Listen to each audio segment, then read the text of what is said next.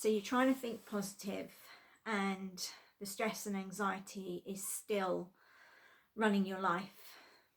So I'm going to give you a story of where I was before I really started to do this journey, to do this work. We're going to go all the way back to 2007.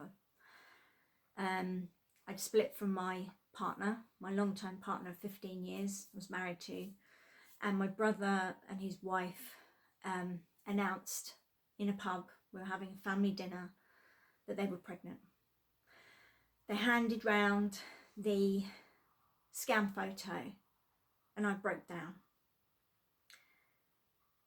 I wasn't even with anybody, but the pain of knowing that it was never happening, the pain of all the thoughts I had and the stress and the anxiety just broke me. I ran outside of the pub in floods of tears, and my sister came out to console me, and I just said, you know, I'm going through such a tough time. I've just split from my husband and they announced this, and she said, but they're happy. Why shouldn't they announce their news? And I said, but that was just so distasteful. It was so insensitive, and it was me.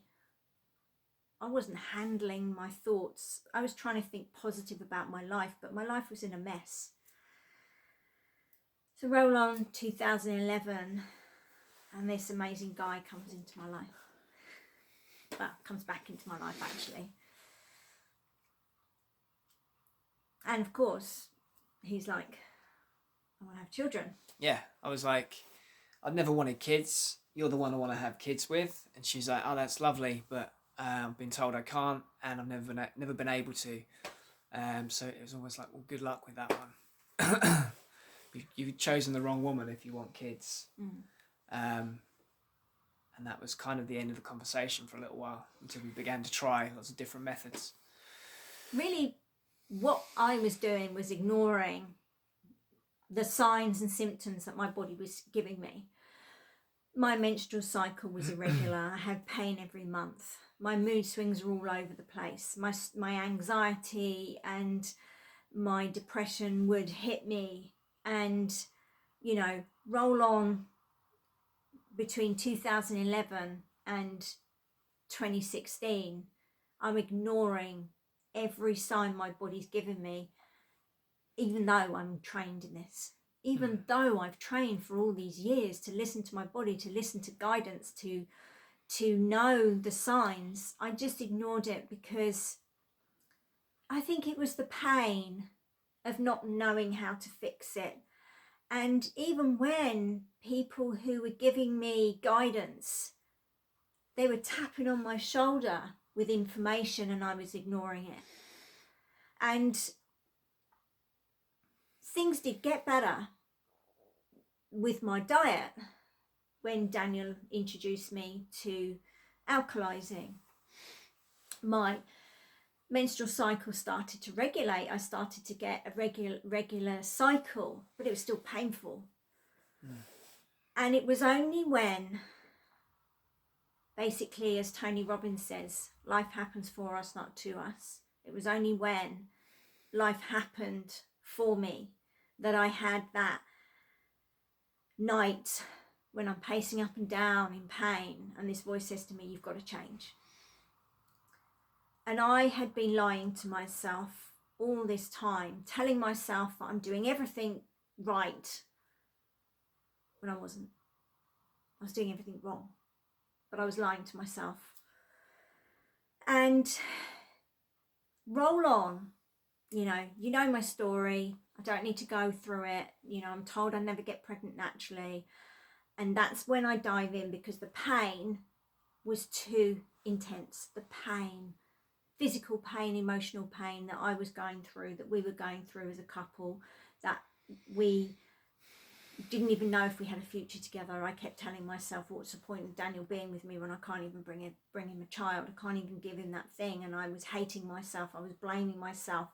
And that worst news ever that I ever had was basically telling me everything that I was saying to myself, and it was coming back at me. There you go, you see, there's the evidence. you're not going to have a baby, you've been told you're not going to have a baby, and there's the evidence of my thoughts that I had never got a handle on, that were running in the background. Roll on to 2019. My brother's wedding. Yeah. We bump into my ex. She's holding a baby. I hadn't been on Facebook for a while, so I didn't even know she had a child. And like this baby's getting passed around at the wedding. And we're sitting at a table with some people we know, and you're like, that could have been you. Like, that could have been your life with that person. Instead you're with me. And instead you're with me, like with no kids. But also we kind of made peace with the process as well. Yeah. We were laughing about it. Like, people were laughing with us because they kind of knew the history. And it was just like this joke. We felt very at ease that day. And lo and behold, it's like a preview from the universe of like, well, that is going to be you too. Because less than a month after that, Juliet falls pregnant.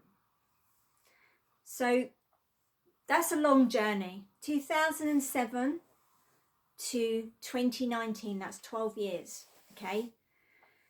12 years of pain. Yeah. Physical, emotional pain.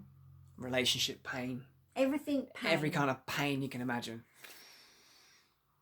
And I don't want that for anybody. I don't want people to go through the pain I have. You know, I could have just turned around and gone, I got my result, I got my baby, and I got the thing that I had desired. But instead I turn up to you to show you that there is a way, and that is what we teach, the non-invasive method. We can't just bypass these things that are affecting us on a daily basis, you know. I still suffer with anxiety. I still suffer with depression. I'm a highly sensitive person. I'm an empath. But I know myself enough to know how to deal with it and to know how to be a mum and to also help you, because I went through prenatal depression, postnatal depression, which is the worst feeling on earth, because you've got this beautiful child. And again, the evidence says what's been going on in here is like, you don't deserve it. Why have you got, you know, you're not a good mum. You know, you might as well just get rid of her. You're no good, you know. You were shocked of the thoughts that I used to have. And instead, I leant in and I said, what am I being taught here? It was that I didn't feel like I deserved it. I didn't feel like I was worthy of being a mum. So just to kind of interject, so even when Juliet got the result she was looking for, she still had to work on this, which is why we're setting up with the mindset first, so that when you get your result, this isn't going to trip you up, which is what happened to Juliet, which is what happened to me. I hadn't taken care of this. That's why we start with the mindset. And it's been happening all your life. It's just that it shows up for different people. You know, it's as what our mentor calls the emotional home. It shows up. It's your emotional home of where you live. You could live in frustration, anxiety, anger, and it doesn't matter what result you get, you're still living there. And I don't want you to go through the pain of the anxiety and the stress on a daily basis when I'm living proof that you can get it handled. We're living proof that you can get it handled. Daniel suffers too. So we're living proof that you can get that handled. And there's no magic bullet, there's no magic pill.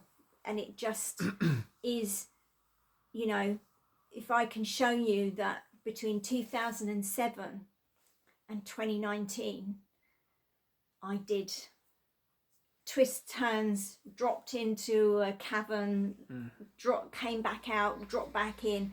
If I can just give you a bridge across the Grand Canyon so you don't have to fall in it, I'm going to do that. Definitely. And also just to dispel the myth of everything has to be perfect before you can bring a child in. is crap. It doesn't. But you do need to work on yourself. You do need to get the conditions right within you, especially over the age of 35. And that's why we say over and over again, just follow Juliet's blueprint. You know, it's not rocket science. Just do everything on Juliet's blueprint that she was doing to balance things out, to get that going. It's not rocket science. And I still do it to this day. And the blueprint is in this group, and the training's in this group, so you can just go and grab it. So that's what we're focusing on for the next 4 weeks in our Fertility Wellbeing series. We're focusing on the mindset. We're going to handle the anxiety and the stress. We're going to deal with getting that handled so that when you menstruate, you're not going into this deep, dark hole. You're not blaming yourself. You're not kicking yourself. You're not throwing it out onto your partner. You're not blaming your partner. You're not giving him hell.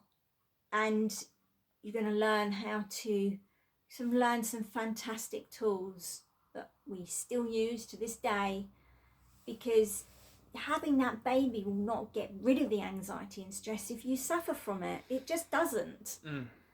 So you might as well take care of it. Yeah. Now. You might as well just take care of it and know how to deal with it, because I can guarantee that sometimes when you get pregnant, they'll get heightened. All those issues that you've had will get heightened. You know, I'm not a medical doctor, but they all say that, you know, if you've had depression, it may trigger in your pregnancy. So learn some tools to be prepared. Not saying that, you know, there are professionals out there that will help you if it does happen when you get pregnant. But you can start by handling the anxiety and the stress that's affecting you on a daily basis. It's not going to go away if you think positive, because that is still going on in the background. That's still going to be running. But, you know, what if you can be around someone and they say I'm pregnant and it doesn't hurt anymore? That's what I want for you. So that's what we've got for you today. We don't want it to hurt for you anymore.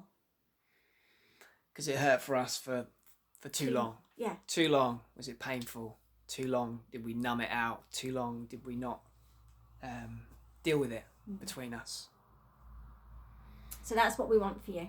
Okay.